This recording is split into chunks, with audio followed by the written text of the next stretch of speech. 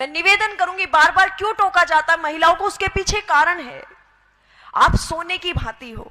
वो कहती कि पुरुषों को भी टोकिए, ये भी तो शॉर्ट्स पहन करके गली में वॉकिंग करने के लिए चले जाते हैं, हमें ही क्यों टोका जाता है? तो ध्यान देना, इसके पीछे बहुत गहरा रीजन है, शायद आप समझ पाओ। पुरुष एक लोहे की भांति है, लोहे से तुलना की गई है पुरुष की, लेकिन महिला एक हीरे की भांति है, एक गोल्ड की भांति है, सोने की भांति है। आपने देखा होगा, आप यहां से बाहर निकलेंगे, लोहा आपको कहीं भी पड़ा मिल जाएगा। जहां कहीं भी आपको पता चले कि लोहे का काम यहां होता है, तो दुकान से बाहर पड़ा हुआ है, कहीं भी रास्ते में पड़ा हुआ मिल जाएगा, उसकी कोई देखरेख के लिए सिक्योरिटी वगैरह नहीं है। लेकिन जब आप कोई ज्वेलरी खरीदने के लिए जाते हो, गोल्ड और डायमंड की, तब भी यही स्थिति होती है क्या?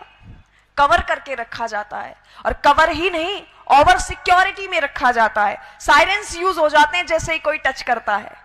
लेकिन यहां स्थिति विपरीत आई, आप सोने की भांति हो। और मुझे समझ नहीं आता कि हमें छोटे ड्रेसेस पहनने में ही क्यों स्वतंत्रता चाहिए? हमें पढ़ने के लिए स्वतंत्रता क्यों नहीं चाहिए? हमें बाहर निकलने के लिए स्वतंत्रता क्यों नहीं चाहिए? हमें कुछ अचीवमेंट्स लेने के लिए स्वतंत्रता क्यों नहीं चाहिए? क्या छोटे कपड़े पहनने से ही स्वतंत्रता मिलेगी?